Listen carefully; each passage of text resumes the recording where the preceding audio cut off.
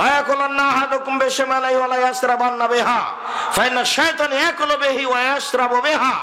অবশ্যই তোমাদেরকে যেন বাম হাতে না খায়, বাম হাতে পান না করে, কেননা শয়তান বাম হাতে খায়, শয়তান বাম হাতে পান করে। বাম হাত হচ্ছে পেশাব পায়খানার জন্য, বাম হাত হচ্ছে অপবিত্রতার জন্য, খারাপের জন্য, আর ডান হাত হচ্ছে ভালোর জন্য। কত বোকা মানুষ পায়ের উপরে পা তুলে দিয়ে পা ঝুঁকাচ্ছে আর বাম হাতে চা খাচ্ছে, বিদ্যা দেখাচ্ছে বেটা মূর্খ মানুষ। বিদ্যা সম্পদ দেখাচ্ছে বেটা, ধর্ম না বুঝে, কর্ম না বুঝে, হিসেব নিকাশ না করেই। যার জন্য তো আমি বলেছি যে হেডমাস্টার সাহেব মঞ্চে বসে আছেন আর মেয়ে নাচছে 16 ডিসেম্বরে, তো বাপে দেখছে যে মেয়ে কেমন নাচতে পারে, তো আমি বলেছি ওই বাপকে যদি আমি অশিক্ষিত প্রমাণ করতে না পারি, আমি জাতির সামনে বক্তব্য দিব না। বিশ্ববিদ্যালয়ের শিক্ষক যদি বলে আগে ছিল সালাম আলাইকুম, এখন নাকি আসসালাম আলাইকুম, তাহলে আসলে বিদ্যানকে এত তাড়াতাড়ি মানুষ এরকম ধরা পড়বে বিদ্যা না থাকার ব্যাপারে, এটা আমি মনে করিনি। মানুষ হাতে নাতে ধরা পড়বে এইটা আমি মনে করিনি। আমি মনে করছি যে আমি তো বলেছি যে ছেলের ডান দিকে মা বাপ আছে আর বাম দিকে মা আছে, দুই দিকে বাপ মা বসে আছে আর ছেলের দুই কানে ইয়ারফোন চলছে, ইন্ডিয়ার গান চলছে। আমি যদি এই বাপ মাকে অশিক্ষিত প্রমাণ করতে না পারি তো জাতির সামনে কথা বলবো না। তবে জাতি এত তাড়াতাড়ি নিজেকে মূর্খ প্রমাণ করবে এইটা আমি বুঝতে পারিনি। সম্মানিত দিনী ভাই বোন, রাসূল সাল্লাল্লাহু আলাইহি ওয়াসাল্লাম আমাদেরকে সালাত আদায় করার জন্য আদেশ করেছেন। সালাত এমন একটি ইবাদত যার উপরে নির্ভর করে অন্যান্য ইবাদত। সালাত এমন একটি ইবাদত, নামাজ এমন একটি ইবাদত যার উপরে নির্ভর করে অন্যান্য ইবাদত। ইবাদতের জগতে সবচেয়ে দামি ইবাদত হচ্ছে সিয়াম, রোজা। এরপরেও যদি মানুষ সালাত আদায় না করে তাহলে রোজার নেকি বাতিল হবে। ইবাদতের জগতে এক ফোঁটা চোখের পানি আল্লাহর কাছে যত প্রিয়, পৃথিবীর কোনো কিছু তত প্রিয় নয়। সারা রাত চোখের পানি ঝরিয়ে কান্নাকাটি করেছে, কিন্তু তার যদি সালাত না থাকে, নামাজ না থাকে, তাহলে কান্নাকাটি ইবাদতের নেকি বাতিল হবে। ইবাদতের জগতে সবচেয়ে শক্তিশালী, ক্ষমতাধর, পাওয়ারফুল ইবাদত হলো দান। দানের মতো কোনো শক্তিশালী ইবাদত পৃথিবীতে নেই, ওর ক্ষমতাই ভিন্ন। দান করলে আল্লাহর রাগ মিটে যায়, কোনো ইবাদতে এরকম হয় না। দান করলে কবরের শাস্তি বন্ধ হয়ে যায়, কোনো ইবাদত এই কাজ করতে পারবে না। বিচার মাঠে দান আপনার ছায়া তলে আপনাকে ছায়া করে থাকবে যতক্ষণ পর্যন্ত আপনার বিচার না হবে। কোনো ইবাদত এরকম ভাবে আসতে পারবে না দান ছাড়া। মরে যাওয়ার পরে দান আপনার কাজ করতে পারে, দান খুব শক্তিশালী ইবাদত। অনেক দান করেছেন কিন্তু নামাজ পড়েননি, তখন এই দানের নেকি থাকবে না। নামাজ, সালাত এমন একটি ইবাদত যার উপরে নির্ভর করে অন্যান্য ইবাদত। সালাত এমন একটি ইবাদত যার উপরে নির্ভর করে অন্যান্য ইবাদত। রাসূল সাল্লাল্লাহু আলাইহি ওয়াসাল্লাম বলেন, আউয়ালু মা ইউহাসাবু বিল আবদু ইয়াউমাল কিয়ামাহ সালাহ। বিচারের মাঠে মানুষের প্রথম যে জিনিসের বিচার হবে তা হলো সালাত। ফাইন সালাহাত সালাহাল্লাহু সাইরু আমালিহি, যদি সালাত টিকে যায় সব আমল টিকে যাবে। ওয়াইন ফাসাদাত ফাসাদালাহু সাইরু আমালিহি, আর যদি সালাত না থাকে, সালাত বাতিল হয়, তাহলে সমস্ত ইবাদত বাতিল বলে গণ্য হবে। আনাস রাদিয়াল্লাহু তাআলা আনহু বলেন, রাসূল সাল্লাল্লাহু আলাইহি সাল্লাম বলেছেন, আস-সালাতু সালাসাতু আসলাসিন, সালাত 3 ভাগে বিভক্ত। আত-তাহুরু সালাসুন, ওযু হলো 3 ভাগের 1 ভাগ। আর রুকু সালাসুন, রুকু হলো 3 ভাগের 1 ভাগ। আর সুজুদু সালাসুন, সিজদা হলো 3 ভাগের 1 ভাগ। ফামানাদ্দাহা বিহাক্কিহা কুবিলাত মিনহু সালাতুহু কুবিলাত সাইরু আমালিহি, যদি সে ঠিক সালাত আদায় করে তার সমস্ত ইবাদত কবুল করা হবে, সালাত কবুল করা হবে। আর ওয়াইন রুদ্দাত আলাইহি সালাতুহু, যদি সালাত তার উপরে প্রত্যাখ্যান করা হয়, সালাত যদি কবুল না হয়, তাহলে আর যত ইবাদত আছে সব তার উপরে ছুঁড়ে মারা হবে, আর কোনো ইবাদত সে দেখতে পাবে না। দানের ইবাদত পাবে না, হজের ইবাদত পাবে না, সিয়াম পালন রোজা থাকার ইবাদত পাবে না। সালাত এমন একটি ইবাদত যার উপরে নির্ভর করে অন্যান্য ইবাদত। পৃথিবীতে বিরল ব্যতিক্রম ইবাদত হলো সালাত, যার ব্যাপারে মানুষের কোনো আপোষের কোনো সুযোগ নেই। সালাত আদায় করতেই হবে যে কোনো মূল্যে। বাপ মা বলবে এরপরে পড়বে, এ কথা নয়। মানুষের জীবনে সবচেয়ে যেটা গুরুত্বপূর্ণ, মানুষের জীবনে যেটা সবচেয়ে জরুরি, মানুষের জীবনে এর চেয়ে আর কোনো জরুরি কাজ নাই, সেই কাজটা হলো সালাত। অন্তত ফরজ। জীবনে একটা কাজ থেকে কোনোদিন পিছিয়ে থাকবেন না, সেটা হলো সালাত। সম্মানিত দিনী ভাই বোন, আমরা সালাতের ব্যাপারে বিস্তারিত না গিয়ে আজকের জন্য আমরা একটু বাস্তবে যেতে চাচ্ছি। সালাত আদায়ের পূর্বে সুন্দর করে ওযু করে নেবেন। ওযু করার পূর্বে পেশাব পায়খানার কাজ থাকলে সেরে আসবেন। পেশাব পায়খানায় বসার সময় বলবেন বিসমিল্লাহ আল্লাহুম্মা ইন্নী আউযু বিকা মিনাল খুবুসি ওয়াল খাবায়েস। আল্লাহর নামে আমি পেশাব পায়খানায় বসছি, আল্লাহ আমি তোমার নিকটে অপবিত্র জিন এবং জিন্নি থেকে আশ্রয় চাচ্ছি। আপনি যদি বিসমিল্লাহ ছাড়া দোয়া পড়েন, আল্লাহুম্মা ইন্নী আউযু বিকা মিনাল খুবুসি ওয়াল খাবায়েস, এইটুকু পড়েন, তাহলে শয়তান আপনার লজ্জা স্থান দেখতে পাবে কিন্তু ক্ষতি করতে পারবে না। আর যদি বিসমিল্লাহ লাগিয়ে পড়েন তো দেখতেই পাবে না, ক্ষতি তো বহু দূরের কথা। আর টয়লেটে সবসময় জিন থাকে। জিন কোথায় থাকে? টয়লেটে। টয়লেটে সবসময় জিন শয়তান উপস্থিত থাকে, যার কারণে এই দোয়া পড়তে বলা হয়েছে। যখন আপনি বসছেন তখন এই দোয়া পড়তে হবে। সুন্দর ঝকঝকে করে টয়লেট বানিয়ে রেখেছেন, একবারে ঘরে শহর ঘর চেয়ে বেশি দামি হয়ে আছে, তো ঢোকার সময় সেখানে দোয়া পড়তে হবে এটা নয়। ঢুকে গেছি এখন দোয়া পড়া যাবে না এটা নয়। যখন আপনি টয়লেটে বসতে যাচ্ছেন তখন দোয়া পড়বেন। আর যখন টয়লেটের পেশাব পায়খানার কাজ শেষ হয়ে গেল তখন আপনি বলবেন গোফরানাকা, আমি তোমার কাছে ক্ষমা চাচ্ছি, একবার বলবেন। উঠে গিয়ে আপনি বিসমিল্লাহ বলে ওযু করতে পারবেন। ভিতরে আছেন সেজন্য পারবেন না এই কথা নয়। জিকির আজকার দোয়া চলে না পেশাব পায়খানা চলাকালীন। পেশাব পায়খানা চলাকালীন সালাম দেওয়া যাবে তাকে, কিন্তু ও নিজে উত্তর দিতে পাবে না। কেননা এই সময়তে জিকির আজকার তাসবিহ তাহলিল নিষেধ, দোয়া নিষেধ। এখান থেকে উঠে যাওয়ার পরে বলতে হবে। সম্মানিত দিনী ভাই বোন, বের হয়ে আসার পরে আপনি পানি দিয়ে পবিত্রতা অর্জন করুন। পানি না থাকলে ঢেল টিস্যু পেপার ব্যবহার করুন। আগে ঢেল টিস্যু পেপার পরে পানি, এটা নাজায়েজ, এটা হারাম। এ নীতি অবলম্বন করা যাবে না। ঢেল টিস্যু পেপার নিয়ে 40 কদম হাঁটতে হবে, এটা নোংরামি। পায়ের উপরে পা চাপিয়ে খক খক করে কাশতে হবে, এটা বেহায়াই। এত নোংরা এত বেহায়াই কাজ, একটা ঢেল ধরে তাকে হাঁটতে হবে এইভাবে, এরকম কাজ শরীয়তে ধর্মে এটা হতে পারে না। এত দামি ধর্মে এমন কাজ হবে, এটা হতে পারে না। আর আপনাকে এত পবিত্রতা অর্জন করা লাগে, আপনার বউকে লাগে না? যারা এগুলো করছে তাকে তো একটা হিসাব করা দরকার যে আমি যে জান্নাতে চলে যাব তো আমার বউ, তার বউ যদি ঢেল ধরে এভাবে হাঁটে তাহলে জাতি কি মনে করবে? ধর্ম পাগল হয়ে গেছে। ধর্ম এদের কাছে এসে কি হয়ে গেছে? পাগল হয়ে গেছে। সম্মানিত দিনী ভাই বোন, পানি দিয়ে পবিত্রতা অর্জন করুন। পানি না থাকলে ঢেল টিস্যু পেপার দিয়ে পবিত্রতা অর্জন করবেন। বিসমিল্লাহ বলে ওযু করা শুরু করবেন। বিসমিল্লাহ না বলে ওযু শুরু করলে ওযু হবে না, এই কথা রাসূল সাল্লাল্লাহু আলাইহি ওয়াসাল্লাম বলেছেন। অর্থাৎ নেকি কম হবে। বিসমিল্লাহ খুব গুরুত্ব সহকারে খেয়াল করে বলার চেষ্টা করবেন। শুধু বিসমিল্লাহ, বিসমিল্লাহ বলে ওযু শুরু করবেন। সুন্দর করে ওযু করবেন। কেন? সুন্দর করে ওযু করার খুব দাম। রাসূল সাল্লাল্লাহু আলাইহি সাল্লাম বললেন, শোনো, কেউ যদি সুন্দর করে ওযু করে পায়ে হেঁটে মসজিদে যায়, সুন্দর করে ওযু করে পায়ে হেঁটে মসজিদে যায়, আর সালাতের পরে আরেক সালাতের অপেক্ষা করে, তাহলে তার মান বেড়ে যাবে, পাপ মিটে যাবে। পাপ মিটে যাবে, মান বেড়ে যাবে। পাপ মিটে যাবে, মান বেড়ে যাবে। রাসূল সাল্লাল্লাহু আলাইহি ওয়াসাল্লাম একদা বলছেন যে আল্লাহ আমাকে বলছেন, মুহাম্মদ হাল তাদরি ফিমা ইয়াখতাসিমুল মালাউল আলা, মুহাম্মদ আপনি বলতে পারেন উপরে কি নিয়ে হইচই হচ্ছে?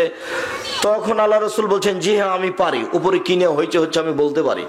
কাফারাত, মানুষের পাপ কিভাবে মিটে যাবে এই নিয়ে হইচই হচ্ছে। অল কাফারাত, পাপ মিটে যায় কিভাবে? আল্লাহ রাসূল বলছেন আল মাকসু ফিল মাসাজিদ বাদা সালাওয়াত, সালাতের পরে মসজিদে বসে বসে তাসবিহ তাহলিল করলে পাপ মিটে যায়, মান বেড়ে যায়। অল মাশু আলাল আকদামিল আল জামাত, পায়ে হেঁটে মসজিদে গেলে পাপ মিটে যায়, মান বেড়ে যায়। ইসবাগুল ওযু আলাল মাকারে, কষ্টের সময় শীতের দিনে ভালো করে ওযু করলে পাপ মিটে যায়, মান বেড়ে যায়। এইটুকু বলার পর আল্লাহ রাসূল বলছেন, শোনো মান ফালা হাজা আশা বেখাইরিন ও মাতা বেখাইরিন, এইটা যদি কেউ করতে পারে, সুন্দর করে ওযু যদি করতে পারে, তাহলে তার বেঁচে থাকা ভালো, তার মরে যাওয়া ভালো, তার বেঁচে থাকা ভালো, তার মরে যাওয়া ভালো, তার বেঁচে থাকা ভালো, তার মরে যাওয়া ভালো। এইটুকু বলার পর আল্লাহ রাসূল আরো বলছেন, শোনো শোনো শোনো, লোকটি হয়ে যায় সেই দিনের মতো যেদিন তার মা তাকে জন্ম দিয়েছে। লোকটি হয়ে যায় সেই দিনের মতো যেদিন তার মাতাকে জন্ম দিয়েছে, নিষ্পাপ হয়ে যায়। সুন্দর করে ওযু করলে মানুষ নিষ্পাপ হয়ে যায়। ওযু করার পরে বলবেন আশহাদু আল্লা ইলাহা ইল্লাল্লাহু ওয়াহদাহু লা শারীকা লাহু ওয়া আশহাদু আন্না মুহাম্মাদান আবদুহু ওয়া রাসূলুহু, আমি সাক্ষ্য দিচ্ছি আল্লাহ ছাড়া কোনো মাবুদ নাই, তার কোনো শরীক নাই। আমি সাক্ষ্য দিচ্ছি মুহাম্মদ আল্লাহ রাসূল তার বান্দা। এই দোয়া যদি কেউ পড়ে তাহলে তার জান্নাতের সব দরজা খুলে দেওয়া হয়েছে। যে কোনো দরজাতে ঢুকতে পারবেন। এই দোয়ার খুব দাম। আল্লাহুম্মা জাল্লি মিনাত তাওয়াবিন ওয়া জাল্লি মিনাল মুতাতাহিরিন, আল্লাহ তুমি আমাকে তওবাকারীদের অন্তর্ভুক্ত করো, আমাকে পবিত্রতাদের অন্তর্ভুক্ত করো। এটা দোয়া আপনি পড়তে পারেন, তবে এতে কি নেকি হবে তা আল্লাহ রাসূল বলেননি। আল্লাহুম্মা জাল্লি মিনাত তাওয়াবিন ওয়া জাল্লি মিনাল মুতাতাহিরিন, এই দোয়া আপনি পড়তে পারেন, তবে কি নেকি হবে এ কথা রাসূল সাল্লাল্লাহু আলাইহি সাল্লাম বলেননি। আর ওযু করার পরে যদি এই দোয়া পড়েন আশহাদু আল্লা ইলাহা ইল্লাল্লাহু ওয়াহদাহু লা শারীকা লাহু ওয়া আশহাদু আন্না মুহাম্মাদান আবদুহু ওয়া রাসূলুহু, তাহলে সব পাপ ক্ষমা, জান্নাতের সব দরজা খোলা। সুবহানাল্লাহ। বলেন আজকে যে ইনশাআল্লাহ আজ থেকে বলবো ইনশাআল্লাহ। মুখস্থ যদি যুবক তোমাদের না থাকে তাহলে সময় হলো 24 ঘন্টা। আগামীকাল সন্ধ্যা হতে হতে তোমাকে এই দোয়া মুখস্থ করতেই হবে। তোমাকে একটু কঠোর করে বলে গেলাম, তুমি মনে কিছু নেই না, তোমাকে তো করতে হবে, তোমার বাপকে করতে হবে। তার মানে তুমি বাধ্য। তুমি এই দোয়া মুখস্থ করনি কেন? দিন কাটে কেন? শরম হয় না বাপ বেটার? রুজি উপার্জন করা, হাট বাজার করো, খাও, দোয়া মুখস্থ নেই কেন? কেন নেই? আইনে রাসূল সাল্লাল্লাহু আলাইহি ওয়াসাল্লাম দোয়া অধ্যায় বইটা নেই, ওটা তো আমি তোমার জন্য লিখেছি। যখন লোকেরা হাত তুলে দোয়া পিড়াপিড়ি করতে লাগলো সিরাজগঞ্জের মাটিতে, আমি সর্বপ্রথমে এ বিষয়ে বক্তব্য দিলাম। ওই যে কি ওটা কাজীপুর, তখন থেকে এই বই আমি আপনাদের কাছে দিয়েছি। আপনি কেন দোয়া মুখস্থ করলেন না? সেখানে আমি উল্লেখ করেছি কতটি হাদিস আছে হাত তুলে দোয়া করার, এবং কোথায় কোথায় হাত তুলে দোয়া করতে হবে তা আমি বিস্তারিত দিয়েছি। যারা বলছে এই দেখেন হাত তুলে দোয়া চলবে, ওরা ওখান থেকে নিয়েছে। হাত তুলে তো দোয়া চলবেই, হাত তুলে তো দোয়ার অনেক জায়গায় উল্লেখ করা আছে, কিন্তু আপনি যেভাবে করছেন সেভাবে চলবে কিনা সেটা একটু দেখতে হবে না। জোর করে ঠেলে জমি দখল করা যায়, জোর করে ঠেলে ধর্ম করা যায়?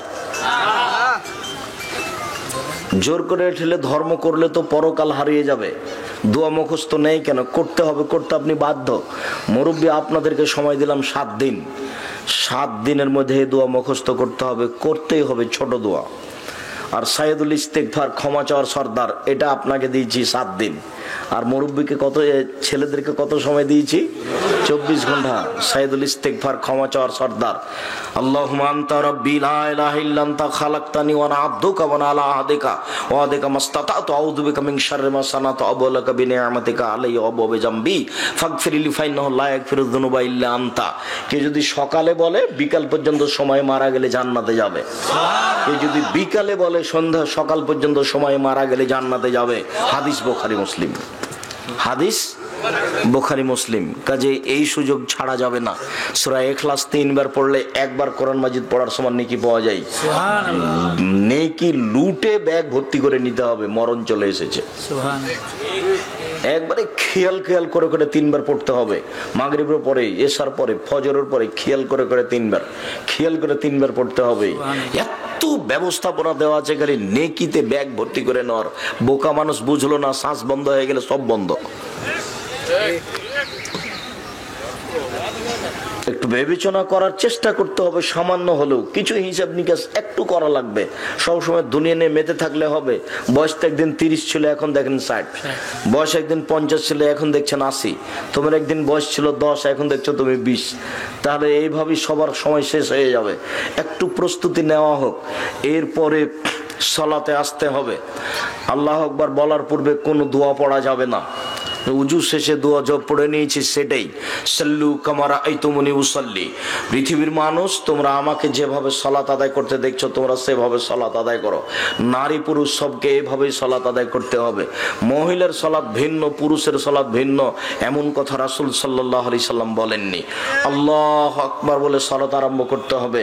হাতের আঙ্গুলগুলি জমা থাকবে, হাতের তালু কেবলামুখী থাকবে, আঙ্গুলগুলি আকাশমুখী থাকবে, কাঁধ সামনাসামনি এক,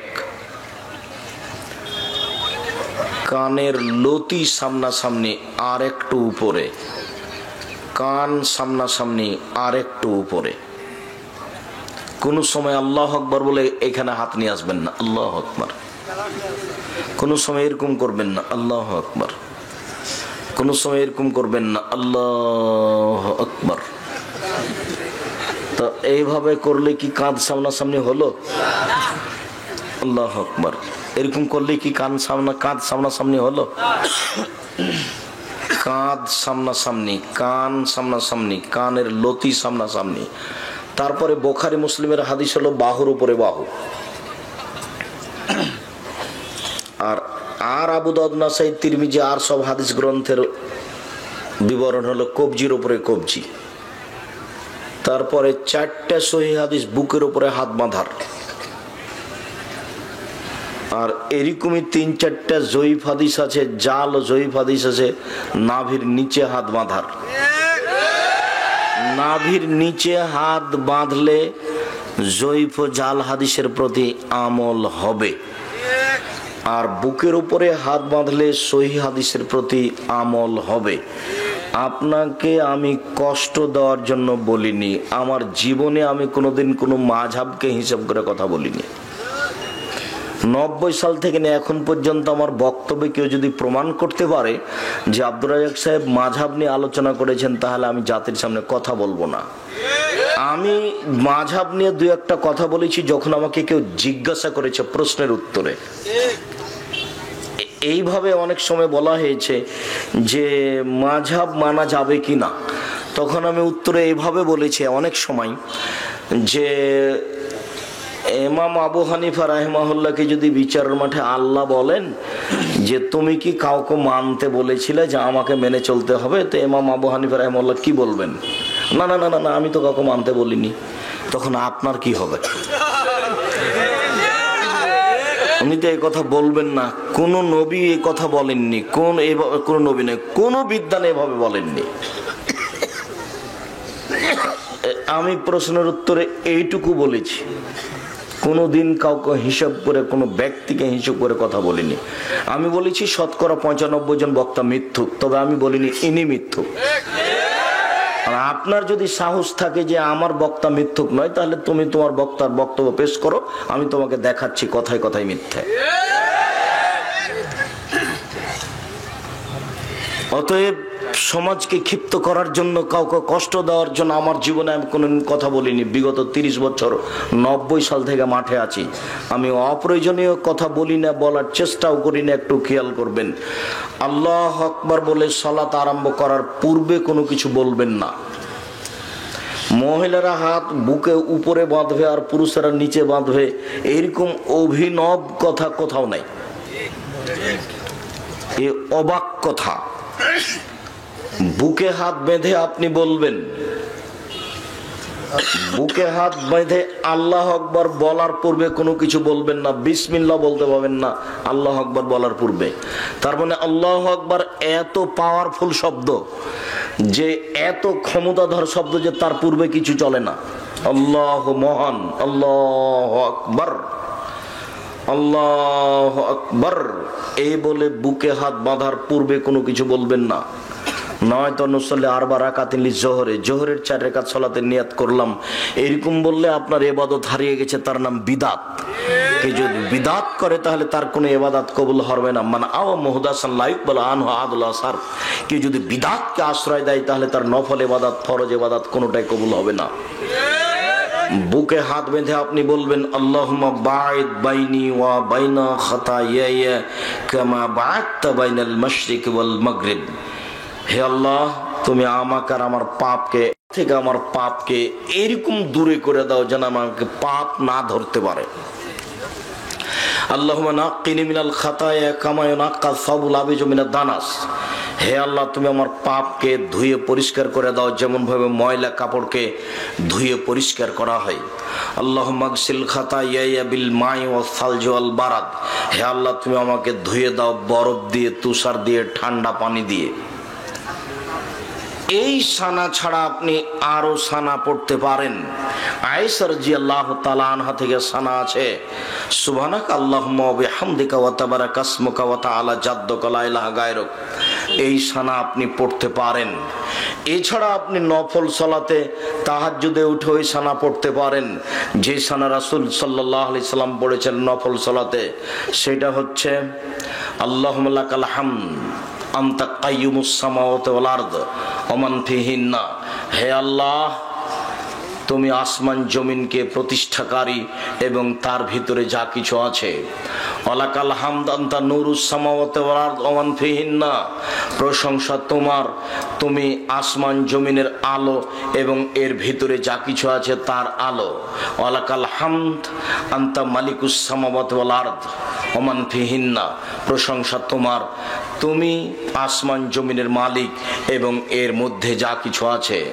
ওয়ালাকাল হামদ, প্রশংসা তোমার, আনতাল হাক্ক, তুমি সত্য, ওয়াদাকাল হাক্ক, তোমার ওয়াদা সত্য, ওয়ালিকাওকা হাক্কুন, তোমার সাক্ষাৎ সত্য, ওয়া কাওলুকা হাক্কুন, তোমার কথা সত্য, ওয়াল জান্নাতু হাক্কুন, জান্নাত সত্য, ওয়ান নারু হাক্কুন, জাহান্নাম সত্য, ওয়ান নাবিয়ুনা হাক্কুন, নবীগণ সত্য, ও মুহাম্মাদুন হাক্কুন, মুহাম্মদ সত্য, ওয়াসসাতু হাক্কুন, কিয়ামত সত্য। আল্লাহুম্মা লাকা আসলামতু, হে আল্লাহ আমি তোমাকে মেনে নিয়েছি। ওয়াবিকা আমানতু, আমি তোমার উপরে ঈমান এনেছি। ওয়া আলাইকা তাওয়াক্কালতু, তোমার উপরে আমি ভরসা করেছি। ওয়া ইলাইকা আনাবতু, আমি তোমার দিকে ফিরে গেছি। ওয়াবিকা খাসামতু, আমার তর্ক বিতর্ক সবকিছু তোমার কাছে পেশ করেছি। ওয়া ইলাইকা হাকামতু, তোমাকে আমি বিচারক হিসেবে মেনে নিয়েছি। রব্বিক ফিরলি, হে আল্লাহ তুমি আমাকে ক্ষমা করো। মা কাদ্দাম, তো আমি যা আগে করেছি। অমা আখার, তো আমি যা পরে করেছি। অমা আসরার, তো আমি যা গোপনে করেছি। অমা আলান, তো আমি যা প্রকাশ্যে করেছি। অমান তা আল্লাহ মিন্নি, তুমি আমার ব্যাপারে যা জানো সব ক্ষমা করে দাও। আনতাল মুকাদ্দেম, তুমি আগে থেকে আছো। অন্তাল মুআখির, তুমি চিরদিন থাকবে। লা ইলাহা ইল্লা আনতা, তুমি ছাড়া কোনো মাবুদ নাই। ওয়ালা ইলাহা গায়রুকা, তুমি ছাড়া সত্য কোনো মাবুদ নাই। এই দোয়া পড়তে হবে রাতের সালাতে সানাতে। মুখস্থ আছে তো? এইভাবে মাথা ঝুঁকালে হবে। কত বড় বড় দোয়ার দেশ, এ গল্প মুখস্থ আছে, কত বড় বড় পদ্য মুখস্থ আছে। আমরা গাছে ঝোপের ভিতর মৌমাছিদের বাসা, মাঝখানে তার প্রকাণ্ড এক চাক রয়েছে খাসা। সেই পথেতে সকাল বিকাল, সেই পথেতে শিয়াল মশাই সকাল বিকাল আনা গোনা করে। একদিন তাই রাতের শিয়াল মৌচাকে দেয় হানা। যেমনি পড়া মৌমাছি সব বেজা এরকম তেড়ে উঠলো বলে রাত দুপুরে ঘরের ভিতর ঘেরে। হোলের জ্বালাই ঝালা ফালা, প্রাণটা রাখা ভার, কাতর হয়ে বলে শিয়াল ছাড় না রে ভাই ছাড়। পথ ভুলে এসেছিলাম ভাই আমরা গাছের কাছে, তাই না হলে হেথা আসে এমন গাধাও আছে। তো কত মুখস্থ আছে। আর এই দোয়া কেন মুখস্থ নেই? কেন নেই? কেন থাকবে না? আজও আপনার বড় বড় ইংরেজি কবিতা মুখস্থ আছে। ইংরেজি রচনা মুখস্থ আছে, কত কষ্ট করে করেছেন, এর পিছনে কেন নেই একটু বিবেচনা করতে হবে। আব্দুর রহমানের বক্তব্য আমাদের উপরে খুব প্রতিক্রিয়া করছিল, কেন একটু কোরআন বোঝার চেষ্টা করি না। তাহলে কোরআন এরকম গ্রন্থ যেটা আমাদের মাঝে আছে, যেটা এমনিতেই কাপড় দিয়ে ঢাকা আছে, একটু বিবেচনা করেন, অনুরোধ জানাচ্ছি। মরা পর্যন্ত সময়, মরার পরে আরেকগুলো নিয়ে কোনো সময় হিসাব নিকাশ করা যাবে না। সম্মানিত দিনী ভাই বোন, আরো কিছু বলতে পারেন, এরপরে আপনি বলবেন আউযু বিল্লাহি মিনাশ শাইতানির রাজিম, মারদুদ বিতাড়িত শয়তান থেকে পরিত্রাণ চাচ্ছি, বিসমিল্লাহির রহমানির রহিম, পরম দাতা দয়ালুর নামে আরম্ভ করছি, আলহামদুলিল্লাহি রাব্বিল আলামিন, বিশ্বজগতের প্রতিপালকের প্রশংসা। আর রহমানির রহিম, তিনি হচ্ছেন পরম দাতা দয়ালু, মালিক ইয়াউমিদ্দিন, তিনি হচ্ছেন বিচার দিনের মালিক। ইয়াকা না'বুদু, একমাত্র তোমার ইবাদত করি, ওয়া ইয়াকা নাস্তাইন, একমাত্র তোমার নিকটে সাহায্য চাই। ইহদিনাস সিরাতাল মুস্তাকিম, তুমি আমাকে সোজা সহজ সরল পথ দেখাও।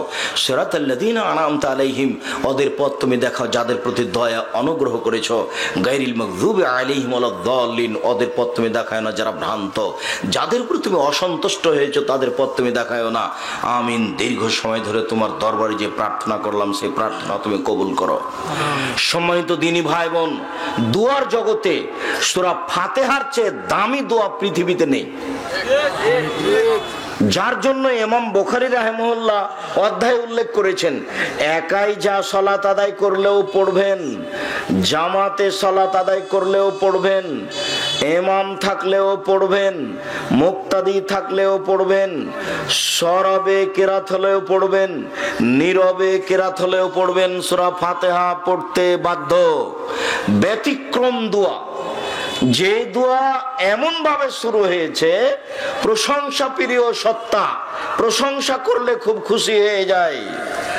সমস্ত প্রশংসা তোমার, পরম দাতা দয়ালু তুমি, বিচার দিনের মালিক তুমি, একমাত্র তোমারই ইবাদত করি, একমাত্র তোমার নিকটে সাহায্য চাই। এখনো কিন্তু মূল কথা হয়নি, দেখেছেন? ব্যতিক্রম দোয়া, দেখেন আসল কথাটা এখনো আসেনি। সমস্ত প্রশংসা তোমার, পরম দাতা দয়ালু তুমি, বিচার দিনের মালিক তুমি, একমাত্র তোমারই ইবাদত করি, একমাত্র তোমার কাছে সাহায্য চাই। তুমি আমার একটা কথা শোনো, তুমি আমার একটা কথা শোনো, তুমি আমার একটা কথা শোনো। ইহদিনাস সিরাতাল মুস্তাকিম, তুমি আমাকে সোজা পথ দেখাও। ওরা বলে এই দলে আসো, ওরা বলে এই দলে আসো, ওরা বলে দেওয়ানবাগি করো, ওরা বলে এই দল করো, আমি কোন পথে যাই? তুমি আমাকে সোজা পথ দেখাও। আবুল আলা মওদুদী রাহিমাহুল্লাহ বলেন, আমাকে রাজপথ দেখাও, আমি কোন পথে যাই? এতগুলো প্রশংসা করার পরে বলছেন ইহদিনাস সিরাতাল মুস্তাকিম, তুমি আমাকে সোজা পথ দেখাও। আরো তোমাকে বলছি, সোজা পথ বলতে যাদের প্রতি দয়া করেছো, ইব্রাহিমের প্রতি দয়া করেছো, ইয়াকুবের প্রতি দয়া করেছো, ইউসুফের প্রতি দয়া করেছো, সুলাইমানের প্রতি দয়া করেছো, দাউদের প্রতি দয়া করেছো, যাদের তুমি দয়া করেছো, যাদের প্রতি অনুগ্রহ করেছো, তাদের পথ দেখাও। গায়রিল মাগদুবি আলাইহিম ওয়ালাদ-দাল্লিন, ওদের পথ দেখায় না যারা ভ্রান্ত। এই ছেলে, ওই ছেলেটা আপনার পাশ থেকে উঠলো কি করে? খুব খেয়াল করে থাকবেন, ওই জন্য আরো 5 জনের অসুবিধা করতে না পারে। আমরা শেষের দিকে চলে আসছি, কাছাকাছি। তার মানে সূরা ফাতিহা শেষ হলে আমাদের আলোচনা শেষ। যে আপনার আমি বিরক্তি দেখতে চাই না। দুয়ার জগতে সবচেয়ে দামি দোয়া সূরা ফাতিহা। প্রয়োজনে যখন আপনি দোয়া শুরু করবেন, তখন এইটা পড়ি শুরু করবেন, সূরা ফাতিহা। এরপরে পড়বেন কি? ইসমে আজম। ইসমে আজম মুখস্থ নেই? থাকার তো কথা। আল্লাহুম্মা ইন্নী আসআলুকা বিআন্নাকা আনতাল্লাহ লা ইলাহা ইল্লা আনতাল আহাদুস সামাদুল্লাযী লাম ইয়ালিদ ওয়া লাম ইউলাদ ওয়া লাম ইয়াকুল লাহু কুফুওয়ান আহাদ। এটা হলো ইসমে আজম। আল্লাহুম্মা ইন্নী আসআলুকা বিআন্নাকা আনতাল্লাহ, আমি তোমার কাছে চাচ্ছি এই জন্য যে তুমি আল্লাহ। তুমি আল্লাহ, এই জন্যই তো আমি তোমার কাছে চাচ্ছি। আল্লাহুম্মা ইন্নী আসআলুকা বিআন্নাকা আনতাল্লাহ, এই জন্য যে তুমি আল্লাহ, লা ইলাহা ইল্লা আনতাল আহাদুস সামাদুল্লাযী, তুমি ছাড়া কোনো মাবুদ নাই, তুমি একক, তুমি নিরপেক্ষ মুখাপেক্ষীহীন, তুমি কাউকে জন্ম দাওনি, তুমি কারো থেকে জন্ম নেওনি, তোমার সমকক্ষ কেউ নেই। আব্দুল্লাহর একটা বক্তব্য আছে আল্লাহর গুণাবলীর ব্যাপারে, আসমায়ে সিফাতের ব্যাপারে। তো সেদিন আমার একটা বিদ্যার একটা এজাফা বাড়তি, যে আমি এভাবে কোনোদিন বুঝতে পারিনি যে সূরা ইখলাসের এত দাম কেন, আয়াতুল কুরসির এত দাম কেন। মানে আয়াতুল কুরসিতে ভিন্ন ধরনের ক্ষমতা দেখানো হয়েছে আল্লাহ, এই জন্য এত দাম। সূরা ইখলাসের এত দাম কেন? সূরা ইখলাসই একটা ব্যতিক্রম সূরা, যেখানে কোনো বিধান নেই। নামাজের কথা কিন্তু সূরা ইখলাসে নেই, হজের কথা কিন্তু সূরা ইখলাসে নেই, সিয়ামের কথা কিন্তু সূরা ইখলাসে নেই, তাসবিহ তাহলিল জিকির আজকার করা কিন্তু সূরা ইখলাসে নেই, দান করলে নেকি হবে সূরা ইখলাসে নেই। সূরা ইখলাস, কুল, হে নবী আপনি বলুন, কুল হুয়াল্লাহু আহাদ, আল্লাহ একক, আল্লাহুস সামাদ, আল্লাহ নিরপেক্ষ মুখাপেক্ষীহীন, লাম ইয়ালিদ, তিনি কাউকে জন্ম দেননি, ওয়ালাম ইউলাদ, তিনি কারো থেকে জন্ম নেননি, ওয়ালাম ইয়াকুল লাহু কুফুয়ান আহাদ, তার সমকক্ষ কেউ নেই। তার মানে এই দিয়ে আল্লাহর পবিত্রতা বর্ণনা করা হয়েছে। আমি আর আপনি তো বাঙালি মানুষ, পবিত্রতা তো আর বুঝতে পারি না, তাওহীদ আল্লাহর একাত্মতা তো আর বুঝতে পারি না। কবরের কাছে চাচ্ছি, কবরে যে আছে তাকে মনে হয় চাপানামুজের ভাষাতে মায়ের লেথড়িয়ে দিল, আর আপনি তার কাছে চাচ্ছেন। ওকে পিটিয়ে একাকার করে দিল মনে হয় কবরের ভিতরে, আপনি তার কাছে চাচ্ছেন। ও কি করতে পারে? আপনার মতো বোকা মানুষ কেউ আছে? কবরের কাছে কিছু চাইলেও কিছু করতে পারবে? এ কোন হিসাব? যারা কবরের কাছে কিছু চায় তারা ইখলাস টিকাতে পারবে না, সূরা ইখলাসের মান টিকাতে পারবে না। যারা শিরক করে তারা সূরা ইখলাসের মান টিকাতে পারবে না। যারা পীরের কাছে কিছু চায় তারা সূরা ইখলাসের মান টিকাতে পারবে না। আমি অনেক সময় বলেছি যে সৌদি আরবের একটা দুষ্ট ছেলে, আরব ভূখণ্ডের একটা দুষ্ট ছেলে সাইকেলে চড়ে যাচ্ছে, খুব জোরে সাইকেল চালিয়ে যাচ্ছে, যেতে যেতে একটা ইঁটে বেঁধে উল্টে পড়ে গেছে। উল্টে পড়ে গিয়ে একেবারে কয়েক আছাড় খেয়ে লাফ দিয়ে উঠে বলছে, তাওয়াক্কালতু আলাল্লাহ, আমি আল্লাহর উপরে ভরসা করি। পড়ে গেছি, তাতে কি হবে? আর সিরাজগঞ্জ জেলার একটা ছেলে, দুষ্ট ছেলে, সাইকেলে চড়ে খুব জোরে যাচ্ছিল, যেতে যেতে ইঁটে ধাক্কা খেয়ে উল্টে পড়ে গেছে, আছাড় খেয়েছে, ছাল চামড়া উঠেছে, দাঁড়িয়ে বলছে অমুকের বাচ্চা অমুক ইঁট রেখেছে। তো ও কেন বললো অমুকের বাচ্চা অমুক ইঁট রেখেছে, আর ও কেন বললো তাওয়াক্কালতু আলাল্লাহ? তার মানে ওদের ভিত্তি তাওহীদের উপরে, এর ভিত্তি শিরকের উপরে, খারাপের উপরে। মাতাকে দিন রাত শয়তান বলে, কত কি বলে গালি দেয়, বাচ্চাটাকে দুধ খাওয়ানোর সময়, দুধ খাওয়ার পরেও। অথচ যতবার মানুষ কথা বলে ততবার ফেরেশতা আমিন বলে। ভুলে বাচ্চাটাকে বলতে পাবেন না এই শয়তান। আপনি যদি আপনার বাচ্চাটাকে বলেন এই শয়তান, তাহলে ফেরেশতা কি বলবেন? আমিন, এই তুই শয়তান হয়ে যা। তাহলে কি হলো? বাপও বুঝে না ধর্ম, মাও বুঝে না ধর্ম, খায় পায়খানা করে দিন কাটায় পশু প্রাণীর মতো, তাই নাকি মাস্টার ডিগ্রি পাস। এইভাবে জীবন কাটছে, কিছুই না, একেবারেই একটা অহেতুক বৃথা জীবন। বেশি পয়সা ইনকাম করতে হবে এ কথা নয়, বরং জীবনটা সুন্দর সাবলীল রাসূল সাল্লাল্লাহু আলাইহি ওয়াসাল্লামের পদ্ধতিতে হতে হবে। এটাই মূলত সফলতা। বিবেচনা করে 24 ঘন্টা পার করতে হবে, সময় এমনিতে পার হয়ে যাবে। সম্মানিত দিনী ভাই বোন, সূরা ইখলাস একটা কোরআন তেলাওয়াত হিসেবে, ইবাদত হিসেবে ব্যতিক্রম ইবাদত। তাই 3 বার পড়লে 1 বার কোরআন মাজিদ পড়ার সমান নাকি হয়। আল্লাহু আকবার বলে হাতটা খুলে দিয়ে ওই পর্যন্ত উঠাবেন,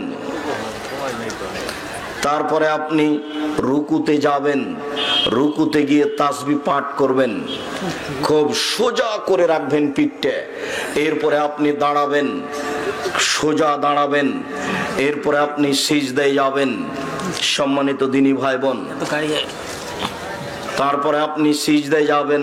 অনেক দোয়া আছে, সে দোয়াগুলি দোয়ার বই থেকে মুখস্থ করে নেবেন।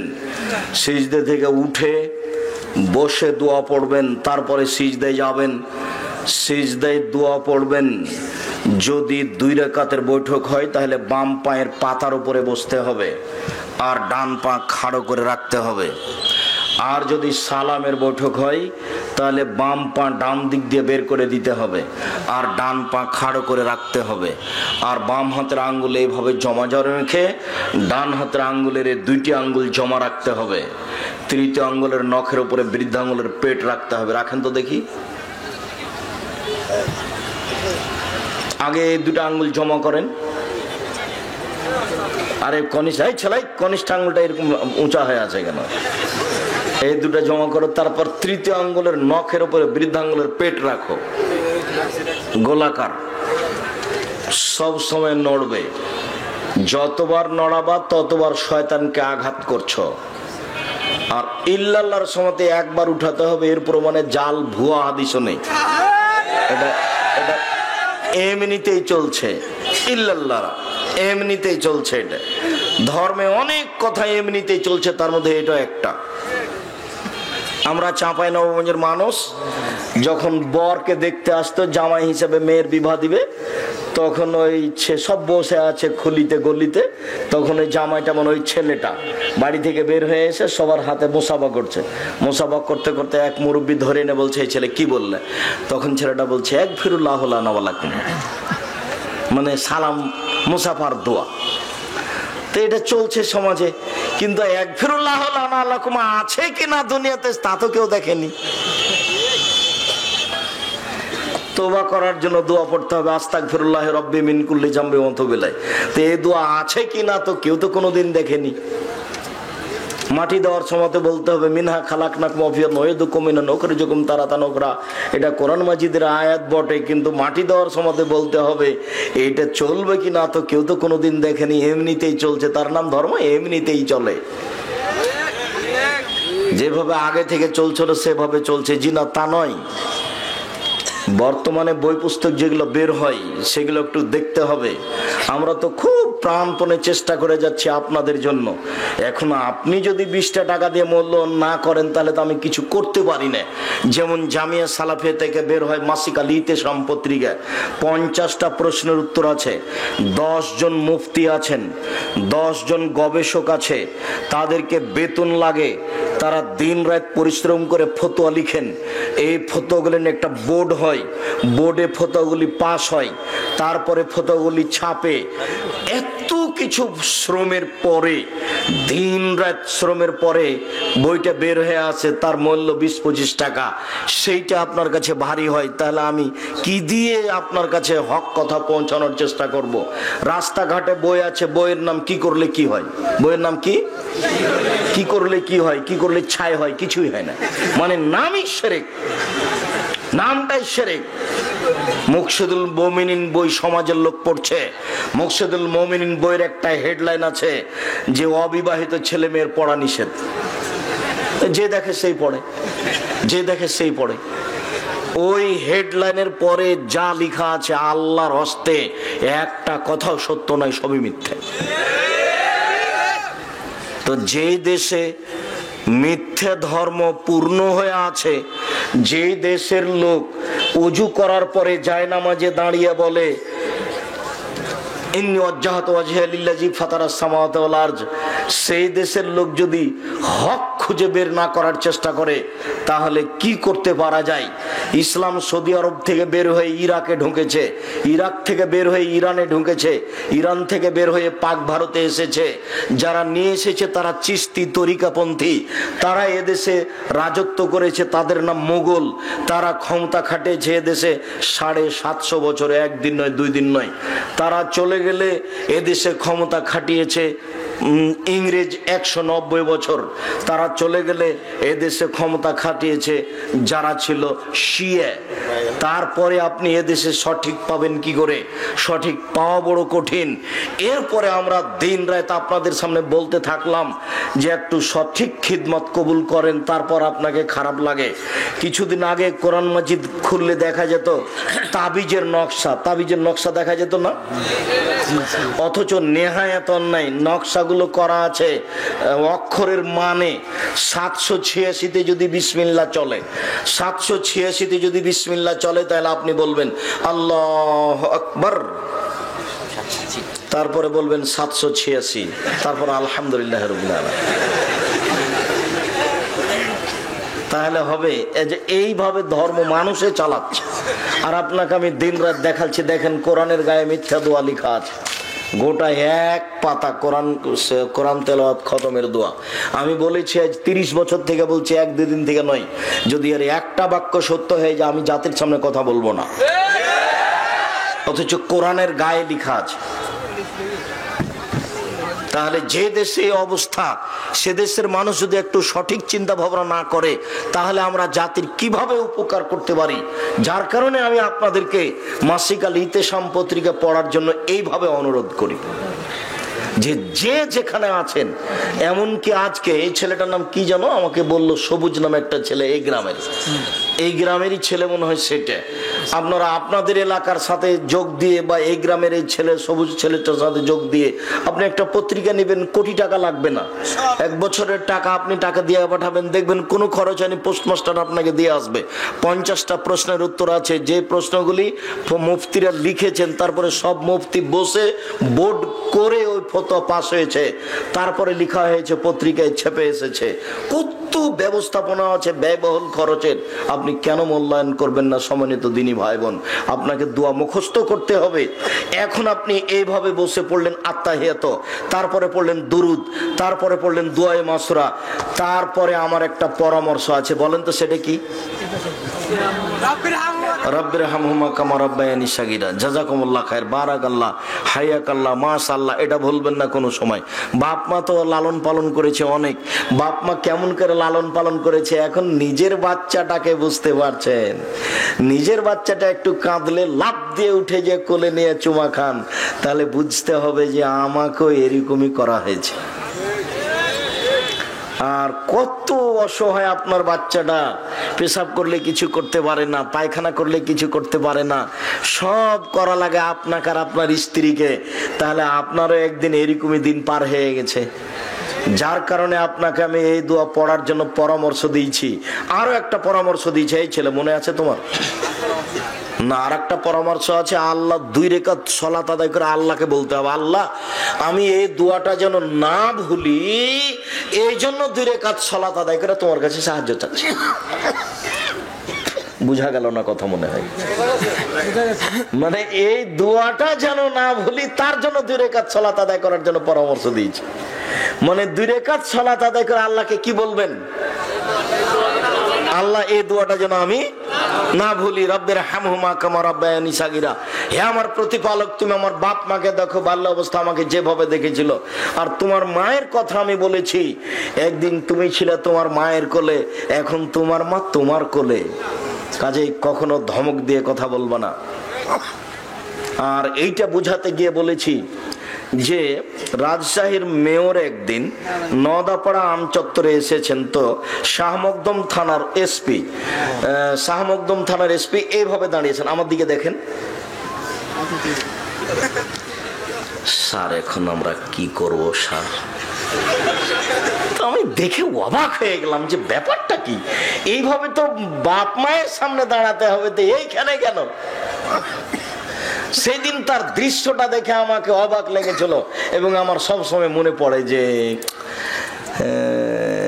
এইভাবে নত হয়ে কথা বলা লাগবে, তার মানে সামাজিক উঁচু নিচু এরকম। অথচ এইটা ছিল মায়ের কাছে। ফালা তাকুল্লাহুমা উফিন ওয়ালা তানহারহুমা, কখনো তুমি বলতে পাবা না, কখনো তুমি ধমক দিতে পাবো না। ওয়াকুল্লাহুমা ক্বালান কারীমা, যা বলবে তুমি নরম ভাবে বলবে। আফাজলাহুমা জানাহা যুল্লে, নত হয়ে যাবা। মায়ের সামনে দিয়ে হাঁটলে ধীরে হাঁটতে হবে, জোরে হাঁটা যাবে না। পেশাব করেছে পরিষ্কার করবে তুমি, পায়খানা করেছে পরিষ্কার করবে তুমি, গোসল দিয়ে দিবে তুমি, কাপড় বদলিয়ে দিবে তুমি, মেডিকেলে কাঁধে করে নিয়ে যাবে তুমি। তোমার বোনেরা চলে গেছে শ্বশুর বাড়ি, ওরা দেখবে না, আর তোমার বউ দেখবে না। কেননা তোমার বউকে তোমার মা গালি দেয়, গালি দেয়, এ কথাও ঠিক। সহ্য করতে পারে না তোমার মা তোমার বউকে, এ কথাও ঠিক।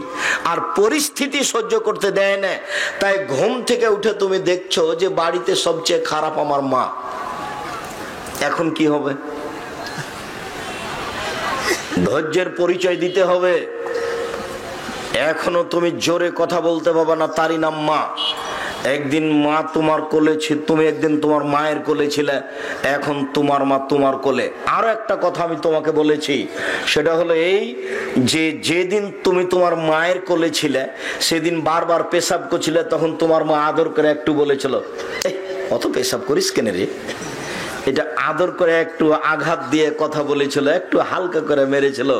এখন তুমি সম্মান দিয়ে এটুকু করতে পাবা না।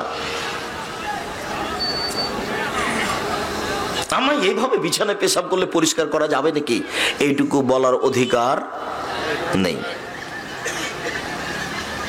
এখন যদি আপনি বলেন আপনার স্ত্রীকে, হ্যাঁ তুমি আমার মায়ের পেশাব পরিষ্কার করনি, তখন আপনার স্ত্রী বলবে, যাও তুমি তোমার মায়ের পেশাব পরিষ্কার করো গা। তোমার মা আমাকে অকথ্য ভাষায় গালি দেয়, তোমার মায়ের কাপড় আমাকে সাফ করতে হবে, মানে এ কথা বলতে পারে, বলাই স্বাভাবিক। অতএব পেশাব পরিষ্কার করবে তুমি, পায়খানা পরিষ্কার করবে তুমি, কাপড় বদলিয়ে দিবে তুমি, কাঁধে করে তুমি নিয়ে যাবে তোমার মাকে। তোমার মাই তোমার কাছে পৃথিবীতে সবচেয়ে ভিন্ন ধরনের ব্যতিক্রম বস্তু, যার জন্য তোমাকে আমি 2 রাকাত সালাত আদায় করে দোয়া করতে বলেছি যে আল্লাহ এই দোয়াটা যেন আমি না ভুলি। দোয়ায় মাসুরার পরে এই দোয়া পড়ার জন্য বলেছি, সাথে সাথে বলেছি যত দোয়া এখন মুখস্থ আছে সব বলে নেন। রব্বানা আতিনা ফিদ দুনিয়া হাসানাতাও ওয়া ফিল আখিরাতি হাসানাতাও ওয়া কিনা আযাবান্নার। তাহলে ইহকালের কল্যাণ, পরকালের কল্যাণ। আর প্রত্যেকটা মানুষ বিপদে থাকতে পারে। আল্লাহ বলছেন দোয়া ইউনুস কেউ যদি বিপদে পড়ে বলে, যে কোনো বিপদে পড়ে বললে আমি আল্লাহ তাকে উদ্ধার করে দেবো। বলেন তো দোয়া ইউনুস কি? লা ইলাহা ইল্লা আনতা সুবহানাকা ইন্নী কুনতু মিনাজ জালিমিন। আল্লাহ তাআলা বলছেন যে ইউনুস যদি মাছের পেটে এই দোয়া না পড়তো, আমি আল্লাহ তাকে মাছের পেটে কিয়ামত পর্যন্ত রেখে দিতাম। বিচারের দিন পর্যন্ত আমি তাকে মাছের পেটে রেখে দিতাম। কিন্তু ইউনুস যখন এই দোয়া পড়তে লাগলো, তখন আমি তাকে বাঁচিয়ে দিলাম, মাছের পেট থেকে বের করে দিলাম। মুহাম্মদ সাল্লাল্লাহু আলাইহি সাল্লাম বলেন, পৃথিবীতে কোন বিপদে পড়ে মানুষ, যে কোনো বিপদে পড়ে মানুষ যদি দোয়া ইউনুস পড়ে, আল্লাহ তাকে সে বিপদ থেকে উদ্ধার করে দিবেন। ফি শাইইন, যে কোনো বিপদের সম্মানিত দিনী ভাই বোন, অতএব সালাম ফেরার পূর্বে অনেক দোয়ার সাথে এই দোয়াটা পড়ে নেবেন, লা ইলাহা ইল্লা আনতা সুবহানাকা ইন্নী কুনতু মিনাজ জালিমিন। তারপরে সালাম ফিরবেন। এরপরে তাসবিহ তাহলিল জিকির আজকার, হাত তুলে দোয়া করা ব্যক্তিগত ব্যাপার। হাত তুলে দোয়া করা ব্যক্তিগত ব্যাপার। অনেক হাদিস আপনার সামনে আমি পেশ করেছি। ইব্রাহিম আলাইহিস সালাম তার স্ত্রীর পরিবারের জন্য হাত তুলে দোয়া করলেন। আল্লাহ রাসূল কবরস্থানে গিয়ে হাত তুলে দোয়া করলেন 3 বার। কত বিবরণ আপনার সামনে পেশ করলাম। আয়েশা রাদিয়াল্লাহু তাআলা ঘুম থেকে উঠে দেখছেন আল্লাহ নবী বিছানায় নেই। কি ব্যাপার, কোথায় গেলেন? ওই যে বাকুল গার কাঁধে তিনি 1 বার হাত তুলে দোয়া করলেন, 2 বার হাত তুলে দোয়া করলেন, 3 বার হাত তুলে দোয়া করলেন। তারপর তিনি আসতে লাগলেন, আমিও ঘুরে হাঁটতে লাগলাম।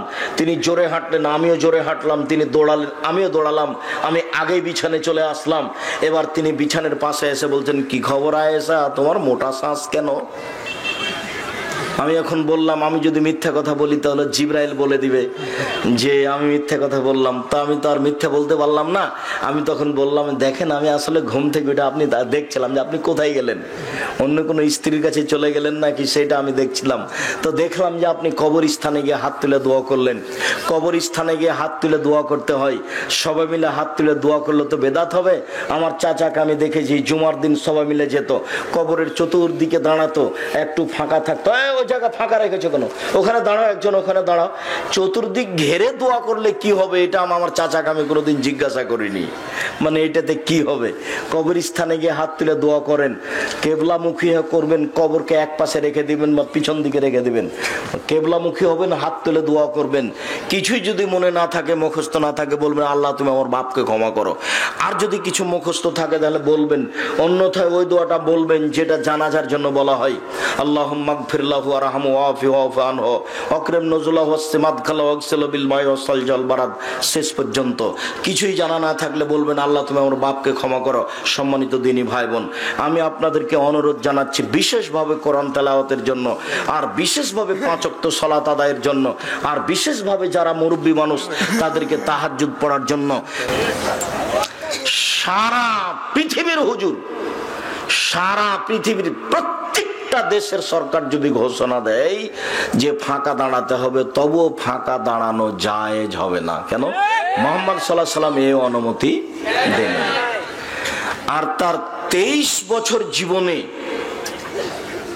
এমন কোনদিন এমন এক ওয়াক্ত সালাত আদায় করেননি যেই সালাত আদায়ের সময় তিনি মুসল্লির মুখামুখি হয়ে বলেননি কাতার সোজা করুন, প্রাচীরের মতো হয়ে দাঁড়ান, ফাঁকা বন্ধ করুন। ওই যে ওই যে ওই যে ওই যে আমি দেখছি 2 জনের ফাঁকা দিয়ে শয়তান প্রবেশ করছে ছাগলের বাচ্চার মতো।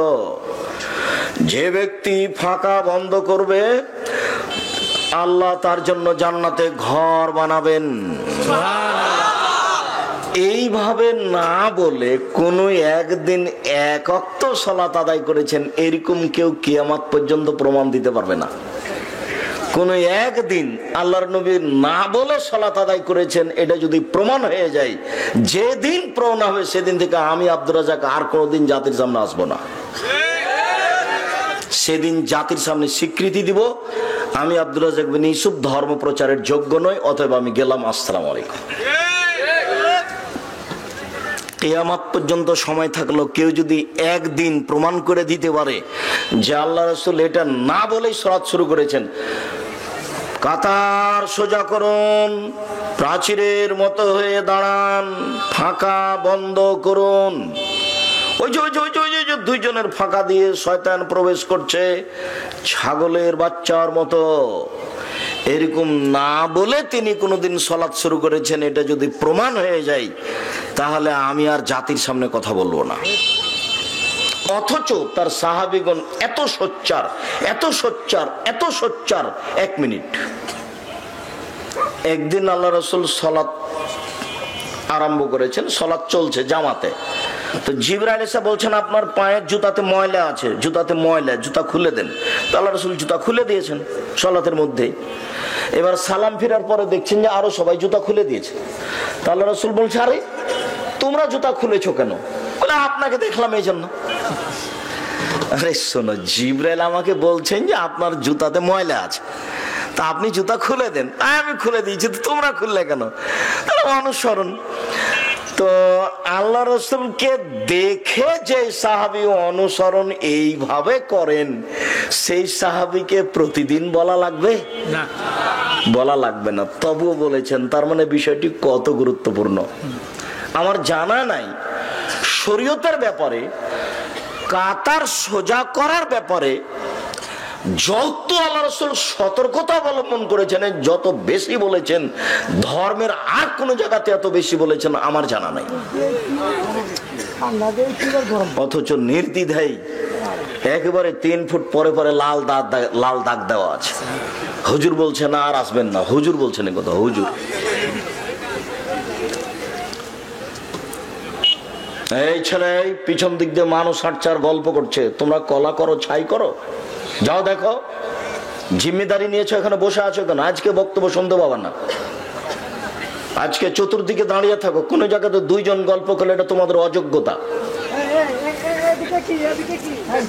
আর মুখে কথা বলতে হবে না, সবসময় হাত দিয়ে মুখে ইশারা করে বলতে হবে। বক্তব্য তো আমি আর যদি কোনোদিন আশেপাশে আসি সেদিন শুনতে হবে, আজকে তোমাদের নয়। আজকে তোমরা অন্তত 20 জন 30 জন 40 জন চতুর্দিকে ঘুরবা, পিপিলিকা পার হলে দেখতে পাবা। এরকম প্রস্তুতি নিয়ে থাকতে হবে। কেউ কোথায় গল্প করতে পাবে না, কথা বলতে পাবে না। আপনাকে তো আমি সারা রাত এখানে এনে বসে থাকবো না, কিছুক্ষণ পরে কথা শেষ করে দেব। আপনার একটু ধৈর্যের পরিচয় হবে না কেন? ঘন্টার ঘন্টা অহেতুক কথা নিয়ে গান বাজানো নিয়ে সময় কাটে, এখানে একটু ধর্মের কথাতে ধৈর্যের পরিচয় হয় না কেন? এত গল্প করা লাগে কেন? এত জিলাপি কিনা লাগে কেন? এত পিছনে হাঁটা লাগে কেন? নিজেকে পশু প্রাণী মনে করেন, গরু ছাগল মনে করেন, নিজেকে মানুষ মনে করবেন। বলছিলাম করোনা ভাইরাস মহামারী নয়। করোনা ভাইরাস কি ছোঁয়াচে রোগ? করোনা ভাইরাস ছোঁয়াচে রোগ নয়। কেন? ছোঁয়াচে রোগকে আল্লাহ রসুল নাকচ করেছেন। আল্লাহ রসুল একদিন আব্দুল ইবনে মাসউদ বলছেন যে আমাদের মাঝে আল্লাহ রসুল দাঁড়ালেন, দাঁড়িয়ে বলছেন লা ইউদি শাইউন শাইআ, কোনো কিছু কোনো কিছুকে অতিক্রম করে যেতে পারে না। লা ইউদি শাইউন শাইআ, কোনো কিছু কোনো কিছুকে পার হয়ে যেতে পারে না। কোন জিনিস কোনো কিছুকে পার করে যেতে পারে না। একজনের রোগ ব্যাধি আর একজনের কাছে যেতে পারে না। 3 বার এই কথা বললেন। তখন একজন পল্লীর মানুষ দাঁড়িয়ে বলছে আল্লাহ রাসূল, হয়তো ছোঁয়াচে রোগ আছে তো, একটা উটকে যদি চুলকুনি ঘাও হয় তাহলে বাকি সব উটকে হয়ে যায়, ছোঁয়াচে রোগ আছে তো। তখন আল্লাহ রাসূল আবার বলছেন, এই শোনো মানজরা বলা বলো প্রথমটাকে কিভাবে হলো? একটা থেকে যে আরেকটাকে পার হয়ে যায়, তো তুমি বলো যেটাকে হয়েছে সেটাকে কিভাবে হলো? ওটাতে কার কাছ থেকে আসলো? তখন তো নিরুত্তর, তো পল্লীর মানুষ এত তো কিছু বুঝে না, নিরুত্তর হয়ে গেল। তখন আল্লাহ রাসূল বলছেন, শোনো,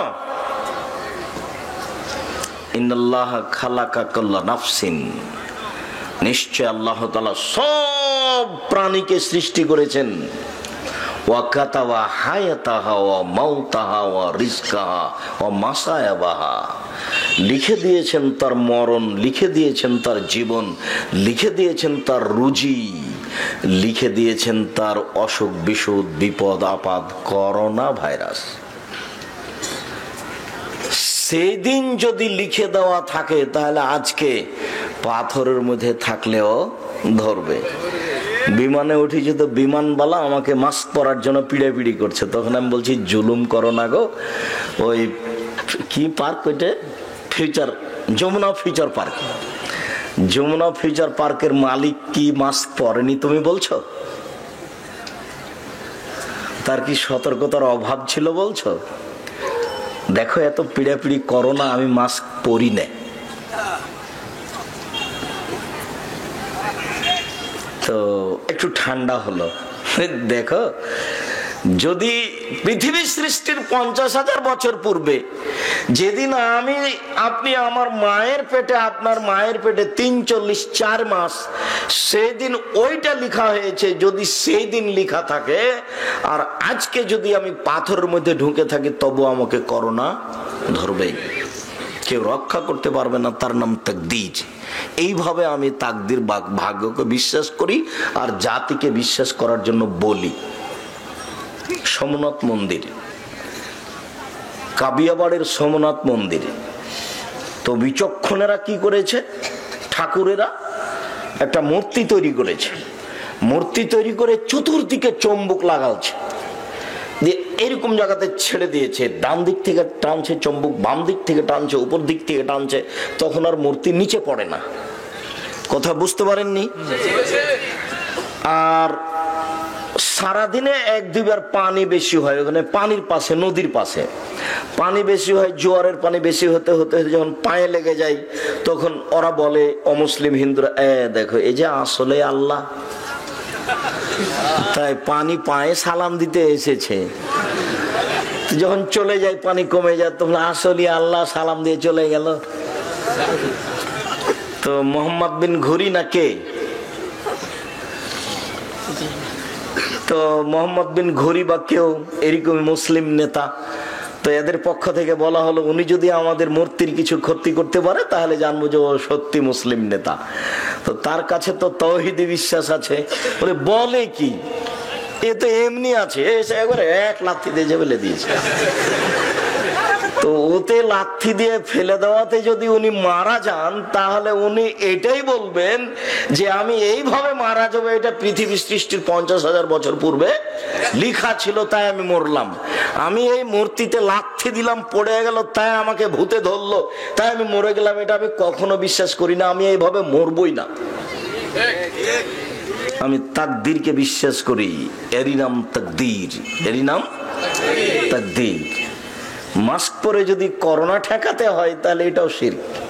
আর যদি জীবাণু ঠেকাতে হয় তাহলে সবসময় পরেন, দিন রাত পরেন মাস্ক। যখন এই করোনা ভাইরাস আছে তার আগেও কেউ কেউ পড়তো, এখনো পড়তে পারে।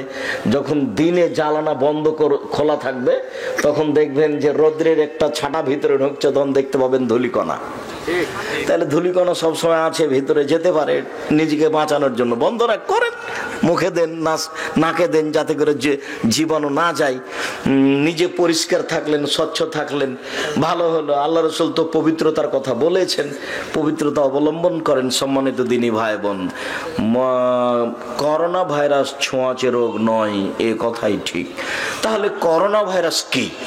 করোনা ভাইরাস বিপদ হতে পারে, হতে পারে, আল্লাহর পক্ষ থেকে বিপদ হতে পারে, আরো বেশি হতে পারে, কমে যেতে পারে, পৃথিবীর কোন দেশের প্রতি আরো বেশি হতে পারে, এটা বিপদ হতে পারে।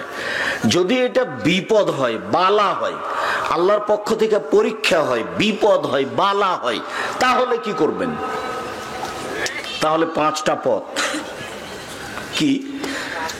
রাসূল সাল্লাল্লাহু আলাইহি সাল্লামের যুগে চন্দ্র, তো সেইটা বিপদের জন্যই করেন। আল্লাহ রাসূল বলছেন, ফাইজা রাআইতুম যালিকা মিন শাইইন, যখন তোমরা এই চন্দ্র সূর্য গ্রহণের মতো বিপদ দেখবা, তখন তোমরা দ্রুত দ্রুত দ্রুত 1 সালাত আদায় করো, 2 দোয়া করো, 3 দান খায়রাত করো, 4 জিকির আজকার করো, 5 ক্ষমা ভিক্ষা চাও।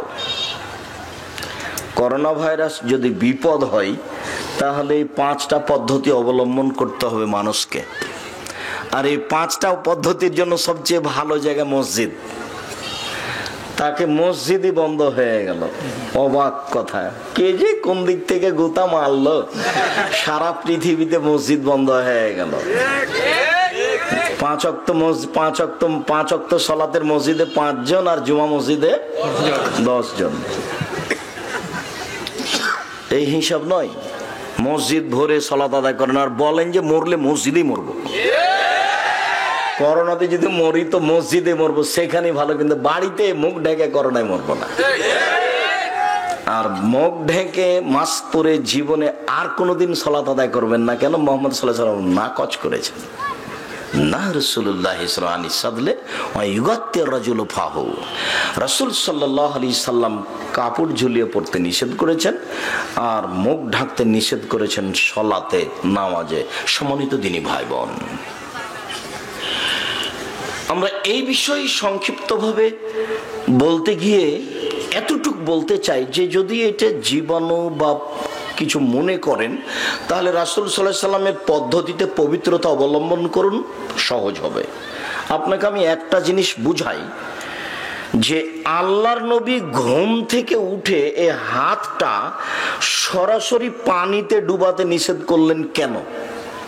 বললেন যে এই শোনো, আগে হাতটা ধুয়ে নাও ভালো করে, তারপরে পানিতে ডুবাও, দিয়ে অজু করলে আগে কবজি পর্যন্ত ধোও 3 বার ভালো করে।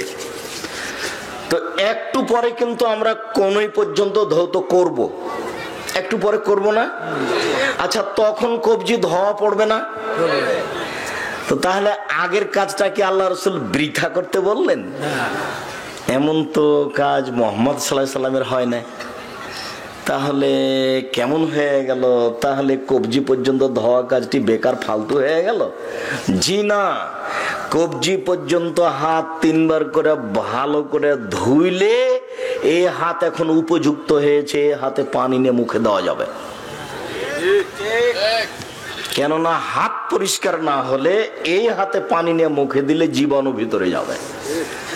কবজি পর্যন্ত হাতকে ভালোভাবে রেডি করে নিতে হবে, যাতে করে হাতে পানি নিয়ে মুখে দেওয়া যায়।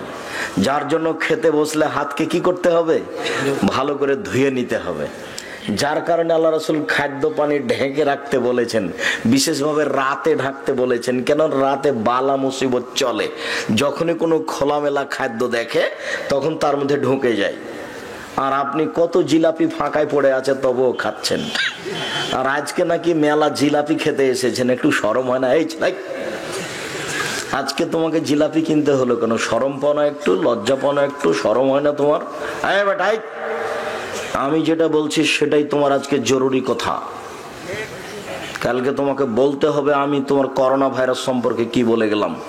জিলাপি কিনতে এসেছো আজকে? জিলাপি কিনবা কেন আজকে? হিসাব পাও না?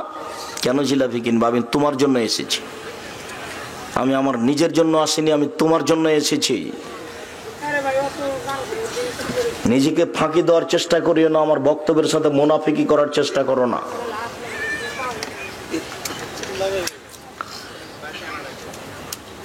এখন তোমরা কোনো কাজ করো না, যেভাবে আছে সেভাবে থাকতে দাও। যারা পরিচালনায় আছো তোমাদের ভুল, এতগুলো এই মিডিয়ার লাগানোর সুযোগ দিতে হতো না। আর এখন একজনকে নিষেধ করবে, এখন হইচই হবে। একটু চিন্তা ভাবনা করে কাজ করতে হয়।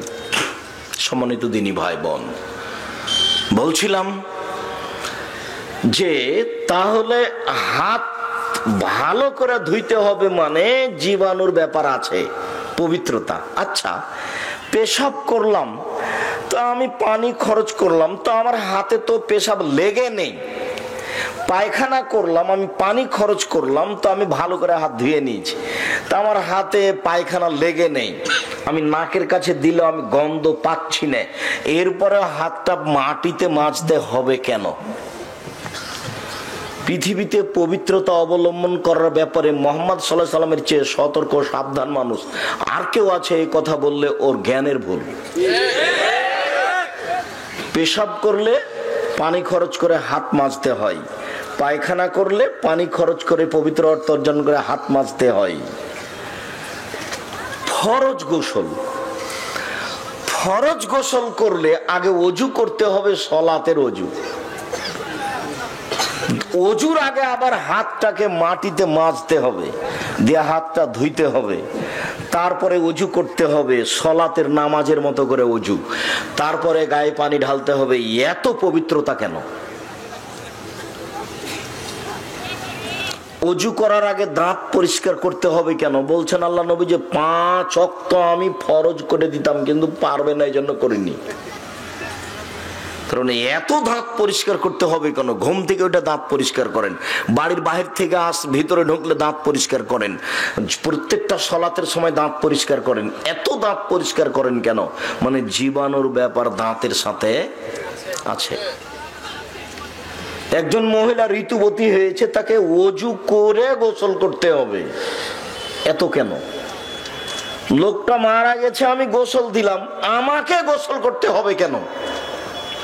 আমি গোসল দিয়েছি, আমাকে গোসল করতে হবে? অবাক কথা।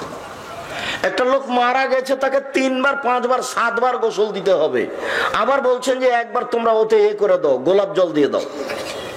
এই পানিকে বড়ের পাতা দিয়ে গরম করো, গরম করে ভালো করে গোসল দাও, 3 বার 5 বার 7 বার গোসল দাও, আর একবার এই গোলাপ জল ঢেলে দিবা, দিয়ে ওকে পরিষ্কার করবা। এত পরিষ্কার করতে হবে কেন? আমি ওকে গোসল দিয়েছি, আমার কি হলে যে আমাকে গোসল করতে হবে? ইসলামের পবিত্রতা ব্যতিক্রম। দীর্ঘ লকডাউনের পর থেকে আমরা এই বিষয়ে লম্বা আলোচনা করে আসছি।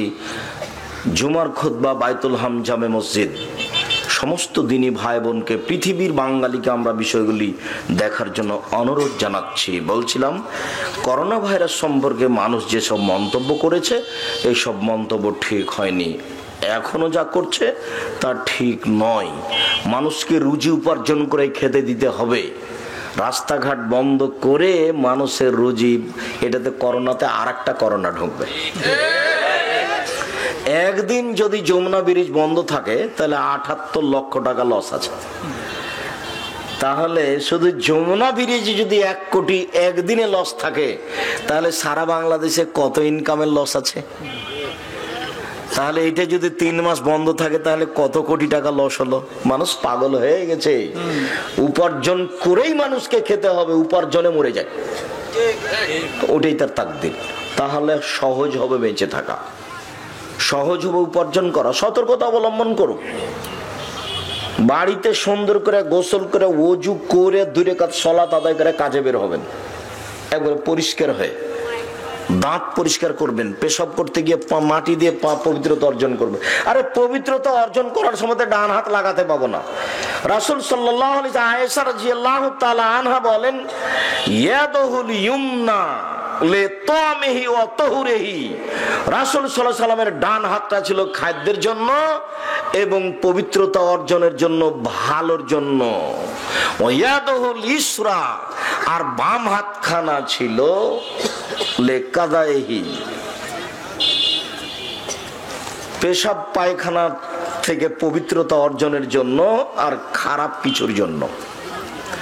এই জন্য বাম হাতে চা খেতে হবে না, বাম হাতে পানি ধরতে হবে না, বাম হাতে খাদ্য খেতে হবে না। রাসূল সাল্লাল্লাহু আলাইহি ওয়াসাল্লাম বলছে, শোনো,